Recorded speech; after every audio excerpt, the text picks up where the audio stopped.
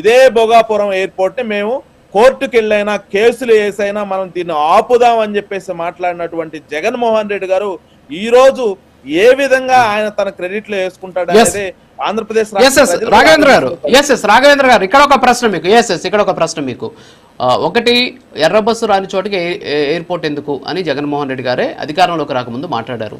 తర్వాత పక్కనే ఉన్న విశాఖపట్నంలో ఈగలు తోలుకుంటున్నారు అని చెప్పేసి జగన్మోహన్ రెడ్డి గారే మాట్లాడారు. కోర్టుకి వెళ్ళైనా సరే మేము ఆపుతామని చెప్పేసి జగన్మోహన్ రెడ్డి గారే మాట్లాడారు. 15,000 ఎకరాలు తీసుకుంటున్నారని చెప్పేసి వైఎస్ఆర్ కాంగ్రెస్ పార్టీ ప్రచారం చేసింది. అది అధికారంలో లేకముందు జిఎంఆర్కి ఇది ఇచ్చారు. సో జిఎంఆర్ చంద్రబాబు నాయుడు బినామీ అని చెప్పారు. అధికారంలోకి వచ్చిన తర్వాత మరి భోగాపురం ఎయిర్పోర్ట్ మీద ఎందుకు అంత ప్రేమ వచ్చేసింది?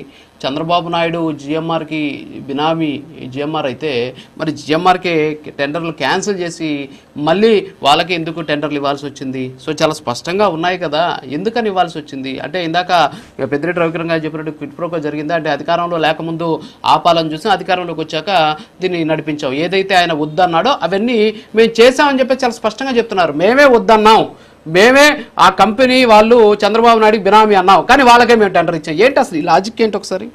ఇప్పుడు ఒకటి రాజు గారు, ఇక్కడ నాకు రవికిరణ్ గారు కూడా చెప్పారు, మీరు మాట్లాడారు, జగన్మోహన్ రెడ్డి అనే వ్యక్తికి రాష్ట్రం యొక్క అభివృద్ధి సంక్షేమం అనవసరం, ఆయనకి కావాల్సినంత విధ్వంసం, అదే విధంగా రాష్ట్రాన్ని ఎక్కడికక్కడ దాచుకోవడం తప్ప జగన్మోహన్ రెడ్డి గారికి ఏమీ అవసరం లేదు.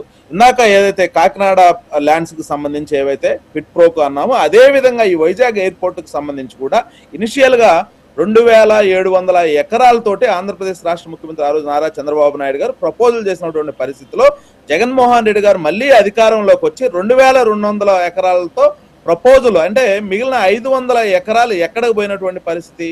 జగన్మోహన్ రెడ్డి ఆయన సొంత వ్యక్తులకే 500 ఎకరాలని మూవ్ చేసుకొని మళ్ళీ జిఎంఆర్ వాళ్ళతో, ఎవరైతే జిఎంఆర్ ఉన్నారో వాళ్ళని బెదిరించి భయపెట్టి వాళ్ళ దగ్గర, అంటే ఏదైతే మన క్విట్ ప్రోకో అనం దానికి సంబంధించి వాళ్ళు మళ్ళీ ఒప్పందం చేసుకున్నటువంటి పరిస్థితి ఆయనకు కూడా తెలుసు. ఎందుకంటే జిఎంఆర్ అనే అత్యంత స్టాండర్డ్స్ కలిగినటువంటి ఒక సంస్థ, వాళ్ళు ఢిల్లీ, హైదరాబాద్ లాంటి పెద్ద పెద్ద విమానాశ్రయాలను స్థాపించినటువంటి సంస్థ.